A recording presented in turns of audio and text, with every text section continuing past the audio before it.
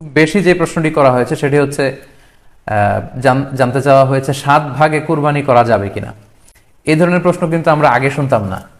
Recently কিছু কিছু স্কলারদের আলোচনা বা এতে করে লোকজন হয়তো বিভ্রান্তিতে ভোগেন কিংবা একটা ধোঁয়াশা তৈরি হয়, ফলে এই প্রশ্নটি করা হচ্ছে। আমরা আবহমান কাল থেকে আমাদের প্রিয় মাতৃভূমি বাংলাদেশে হয়তো ছাগল কুরবানি দিয়েছি অথবা গরু কুরবানি দিয়েছি সর্বোচ্চ 7 ভাগে। সো এটা আমাদের সবার কাছে জানা ছিল, এ নিয়ে আগে সংশয় ছিল না। ইদানিংকালে অনেকের মধ্যে এই বিষয়ে সংশয় জেগেছে। কেউ কেউ বলে থাকেন যে ভাগে যদি কুরবানি দেয়া হয় 7 জনে মিলে, গরুতে বা মহিষে বা উটে, এই ভাগে কুরবানি হবে না, এটা অনেকে বলে থাকেন। এই কথাটি আসলে ঠিক নয়।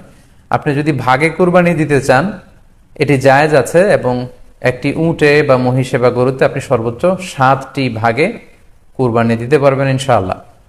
এ ব্যাপারে সহিহ মুসলিমের একটি হাদিসকে আমরা এখানে উল্লেখ করতে চাই।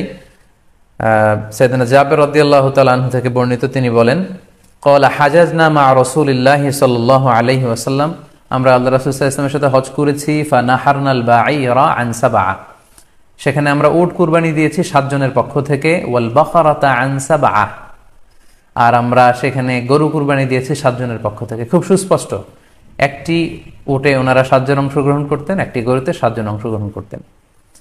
তো এই হাদিসের আলোকে অনেকে বলে থাকেন যে এটি হজের সময়, সফরের সময়, কিন্তু মুকিম অবস্থায় 7 ভাগে দেয়া যায় না। আসলে এই কথাটিও ঠিক নয়, কারণ সুনানে আবু দাউদের আরেকটি হাদিসে এসেছে যেখানে আল্লাহ রাসূল সাল্লাল্লাহু আলাইহি ওয়াসাল্লাম সুস্পষ্ট বলেছেন, সেখানে হজ বা কোনো সফরের উল্লেখ নেই। সেটা হচ্ছে জেনারেল স্টেটমেন্ট, অর্থাৎ আল বাকারাতু আন সাবআ, গরুতে সর্বোচ্চ 7 অংশ দিয়ে কুরবানি দেয়া যায়।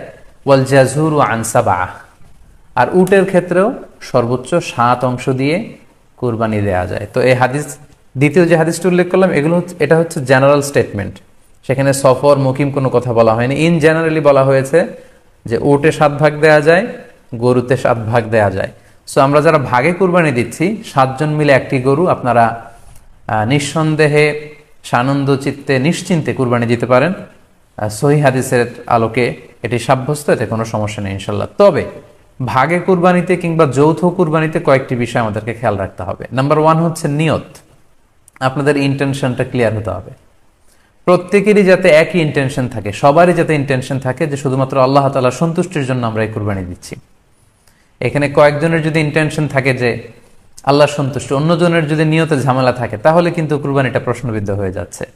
কারণ ইন্নামাল আমালু বিন্নিয়াত, ইয়ানি ইন্নামা সাওয়াবুল আমালি বিন্নিয়াত, সমস্ত কাজের প্রতিদান দেয়া হবে আপনার ইন্টেনশন বা নিয়তের উপর ভিত্তি করে।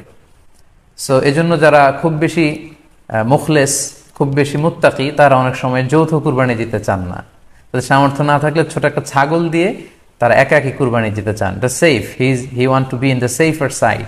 কারণ যৌথ কুরবানি দিতে দিতে যে কার মনে কি চিন্তা, কার মনে কি নিয়ত, আমরা কিন্তু কিছু জানি না।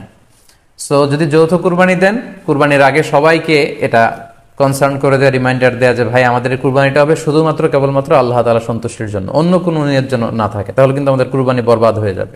এটা হচ্ছে প্রথম কনসার্ন। 2 নম্বর কনসার্ন হচ্ছে হালাল উপার্জন দিয়ে কুরবানি হতে হবে। যৌথ কুরবানিতে কেউ কেউ যদি এমন থাকে যাদের উপার্জন হালাল না, সেই কুরবানি কিন্তু আল্লাহ তাআলার দরবারে কবুল হবে না। সো এটা খুব গুরুত্বপূর্ণ একটা বিষয়। আরেকটা হচ্ছে লৌকিকতা। লৌকিকতা যদি থাকে তাহলেও কুরবানি কবুল হবে না। যৌথ কুরবানিতে কারো যদি এটা থাকে যে আমার গরুটা সবচেয়ে বড়, আমাদের গরুটা এলাকার সবচেয়ে বড় গরু, এবং সবাইকে বলে বেড়াচ্ছে যে এইবারের গরুটা সবচেয়ে বড় হয়েছে, আমার চেয়ে বড় গরু কেউ দিতে পারে না এই এলাকায়।